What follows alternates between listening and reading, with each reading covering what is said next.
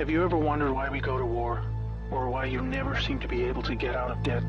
Why there is poverty, division, and crime? What if I told you there was a reason for it all? What if I told you it was done on purpose? What if I told you that those who were corrupting the world, poisoning our food, and igniting conflict were themselves about to be permanently eradicated from the earth?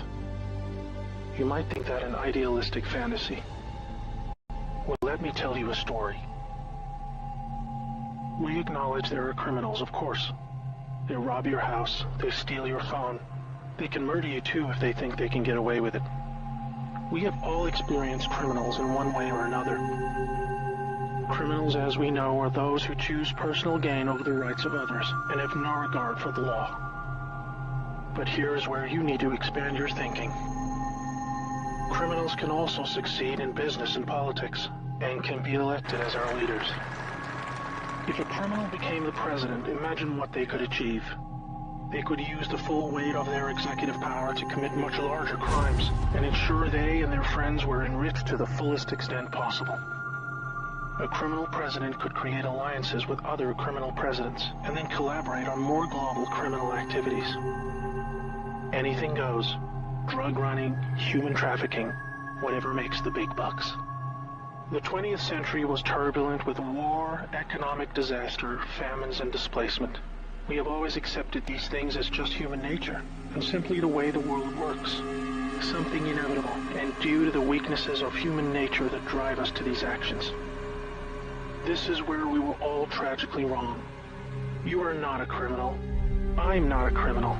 So how can we just assume that it is human nature that is driving all this pain and misery? What if it wasn't human nature at all, and as a result of something more deliberate? We were taught that capitalism was the cause of a massive rich-poor divide and the reason for poverty, which in turn is the reason for war, crime, and starvation. Others were taught that communism, the system of equal wealth across all people, was really to blame for the mess. But you see, folks, it is none of these things. It is not our nature to fight and be racist. It is not in our nature to rob from others. What you must learn is that it was the criminals all along. Yes, they got power. More power than a criminal should ever have. They rose to the top of media companies that control our news and entertainment.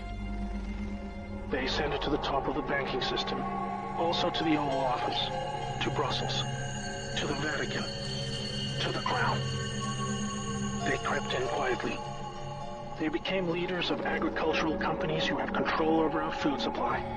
Also big pharmaceutical companies, the ones we trust to help us when we're sick. Nobody stopped them, and they just recruited more criminals to help them. First, they accumulated the world's wealth. They invented a system of money called central banking, which lends money to governments with interest, placing countries into eternal debt. People's wealth got less. Their wealth got more. Much more.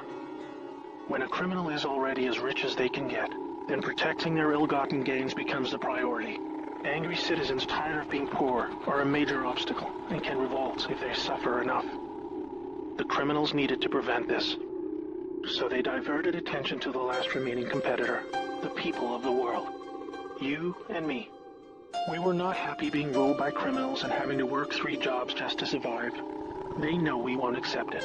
So they use their control of the media to set black against white, woman against man, young against old, Muslim against Christian. They convinced us we were the problem so that we would fight and destroy ourselves. To get it done faster, they attacked all aspects of humanity that make us strong. Like family. Using their influence over culture, they popularized lifestyle choices that led to a surge in broken homes, lost youth, and substance abuse. I could talk all day about how else they deliberately weakened us, and it would turn your stomach. We were just trying to get on with living. So where are all the good guys? Good people just want to get married, have kids, make a living, and enjoy their liberty. Well, there were good guys. Many.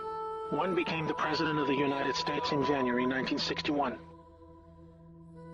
He knew about these criminals and wanted them gone. He knew their intentions for us all, and he wanted to fight them.